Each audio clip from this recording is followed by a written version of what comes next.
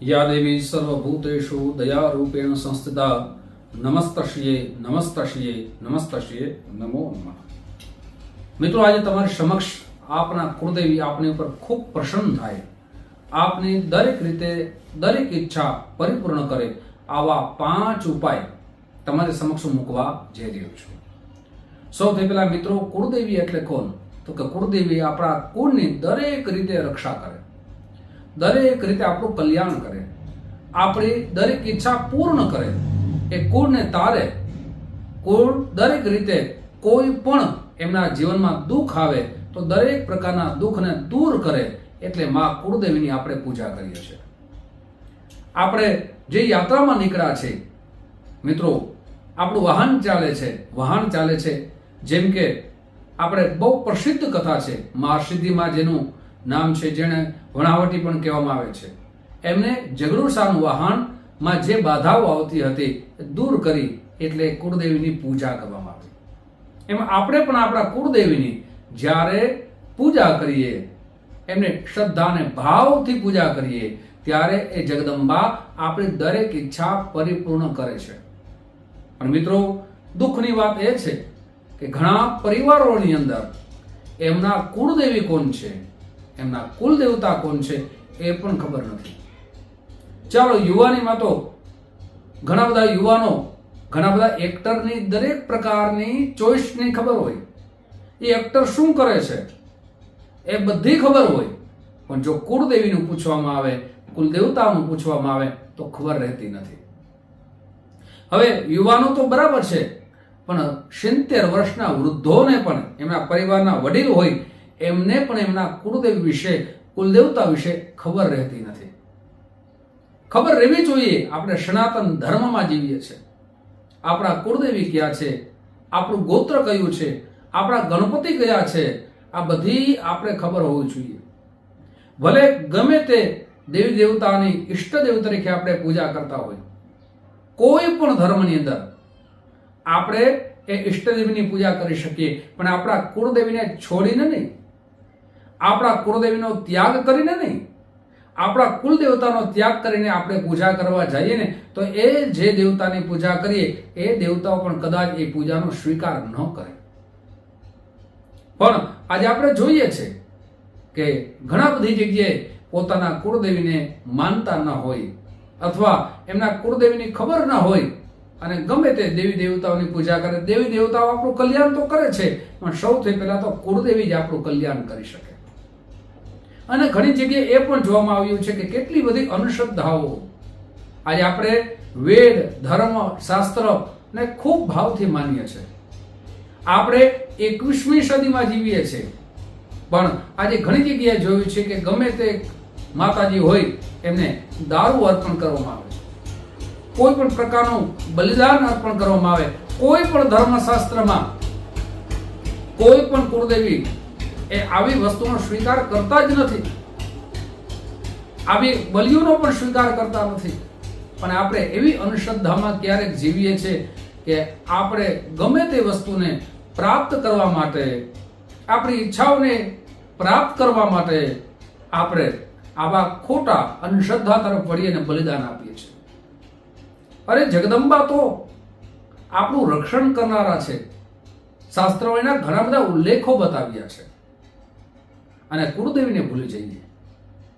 આપણે ઘણી વખત એવું પણ જોવામાં આવ્યું છે કે યુવા વર્ગ પોતાના જીવનની અંદર બધી એક્ટિવિટા હોય, પણ એમને પૂછવામાં આવે તમે કયા ગોત્રના છો તો ખબર ના હોય। આપણે આપણા ઇતિહાસને ખોલવા પડશે।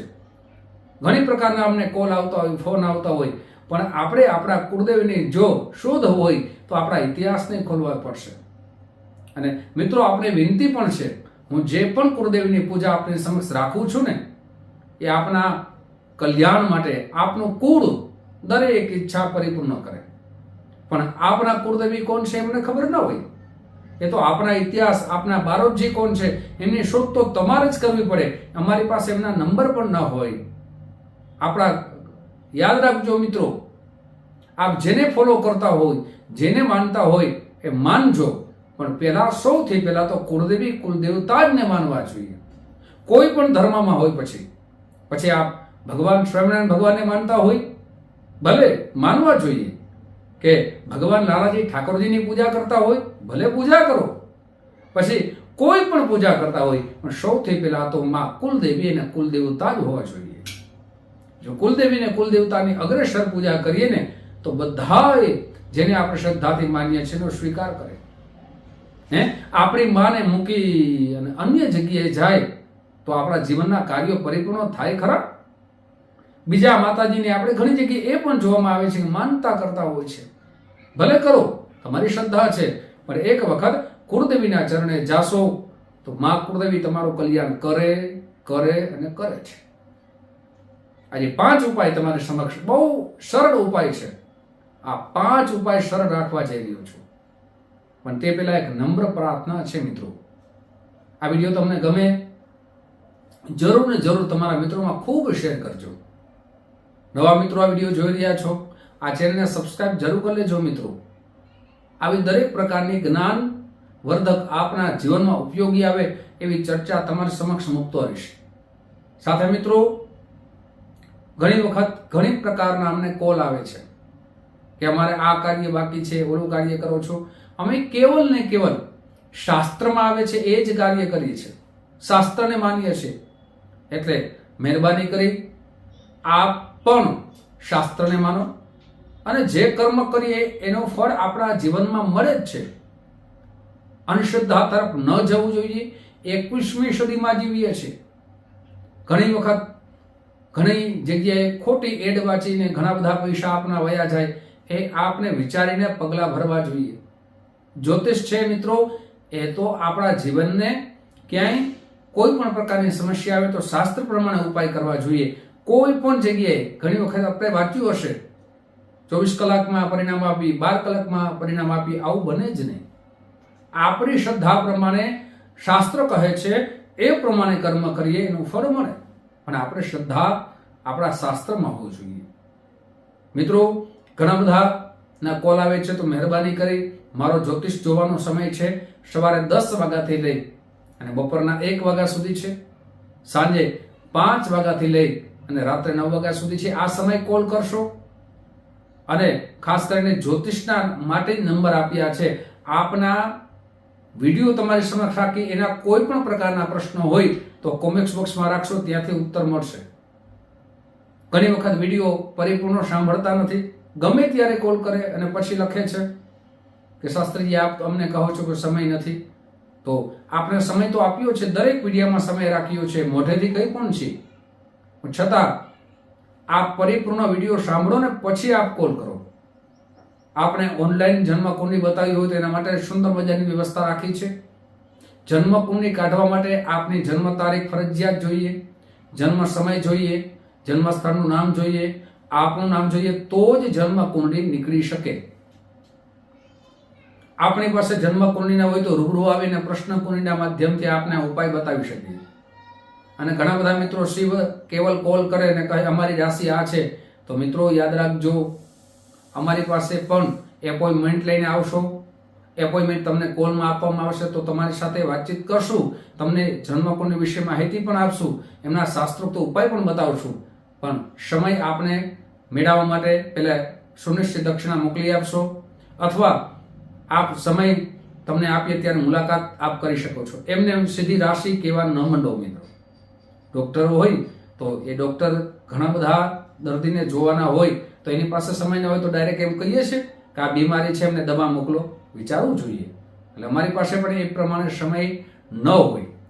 ખાસ કરીને મિત્રો, હવે 5 ઉપાય, એમાંનો પહેલો ઉપાય છે રોજ સ્નાન કરી આપણા જે પણ કુળદેવી હોય, જે જગદંબાને આપ માનતા હોય, આપણા કુળમાં પૂજાતા હોય, એની સમક્ષ બેસી જાઓ. ગુગળનો ધૂપ કરો.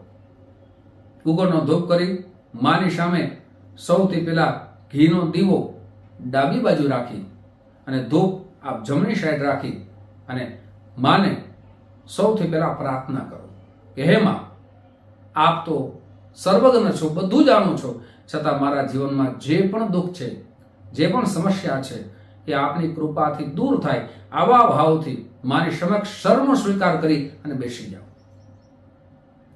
બીજો ઉપાય છે કે આપ રોજ માને સમક્ષ જે મંત્ર આપું છું એ મંત્રની કમસે કમ ઓછામાં ઓછી 3 માળા કરો. મંત્ર આપ જરૂર લખી લેજો.